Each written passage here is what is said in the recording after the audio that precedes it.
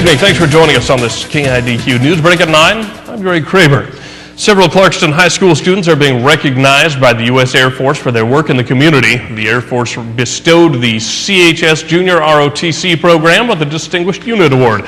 On top of that, they're recognized as an honored unit with merit, which means a lot to the students who are part of a unit that's only 6 years old. We're continuously growing and changing and getting better. So with this whole Distinguished Unit with Merit, it means that we are officially in the top 25% of all the Air Force JROTC units in the world.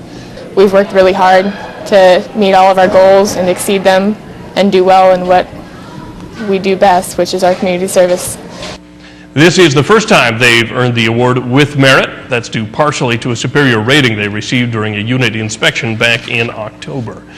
Now, Sarah Reeve joins us now with a first look at the weather forecast. Thank you, Greg. Spring's finally getting here for the rest of the country. Things are warming up here in the Midwest and over on the East Coast as well. The West Coast is another story. We've got rains in Washington, nothing new there, but still some snows projected for the Rocky Mountain regions.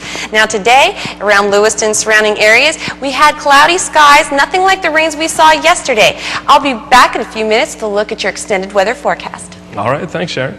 Well, the stock market was bombarded with a slew of economic releases, and it looked like things would stay positive. But at the end of the day, it was a loss overall. The Dow fell less than 0.1%. The NASDAQ lost 0.5%, and the S&P 500 also dropped. Now, the price of oil continues its decline, losing almost another $1 a barrel today. Gold, silver, and platinum all fell, but not huge amounts. Copper, meanwhile, gained 2 cents per ounce. Some LCSC students will walk to pomp and circumstance this weekend, but they're not the ones you might think. The Adult and Family Education program at Lewis Clark State College is graduating 63 students. They've all finished the GED program and are ready to move on to bigger and better things. Pete Oswald is one of the people walking. He finished the program already, and he is taking college classes right now. He says at times it can be a struggle, but finishing is definitely worth it. Small steps every day, perseverance, and not losing sight of your goals. You really have to keep in mind, what it is that's your drive for doing, which it's going to be different for everyone, but, staying goal-oriented and, persevering. You're welcome to attend the graduation. It's Friday evening at 7 o'clock at the Activity Center. It's time now to check in again with Sarah Reeves, who has our full forecast. Thank you, Greg. Let's check out the almanac. Today we had a high of 51 and a low of 37. The record high of 87 set back in 1981. The record low of 27 set back in 1894. Tomorrow the sun will be rising at 5:33 and setting at 7:58.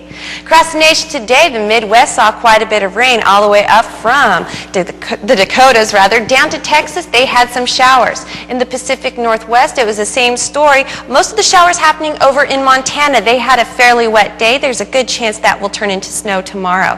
Now in Lewiston and the surrounding areas, we had cloudy skies, a little bit of rain scattered here and there across the Palouse. Nothing like yesterday.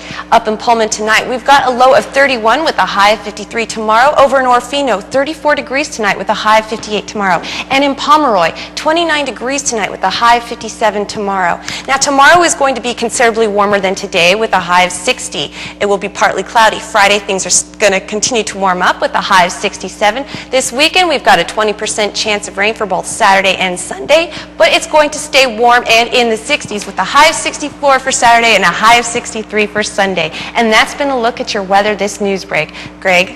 All right, thanks, Sarah. Well, Jose Vidro and Brad Wilkerson really needed what they got out of last night's game with a 195 and a 189 batting average, respectively. They weren't providing as much help as management hoped they would going into the game, but they both turned the corner last night against the Indians. They combined for 5 for 7 at the plate, helping the Mariners to a win in the first game of the series. Now it's Indians again tonight and tomorrow, then it's the Yankees all weekend. And that's it for now. We'll be back tomorrow with more news, sports, and weather. See you then.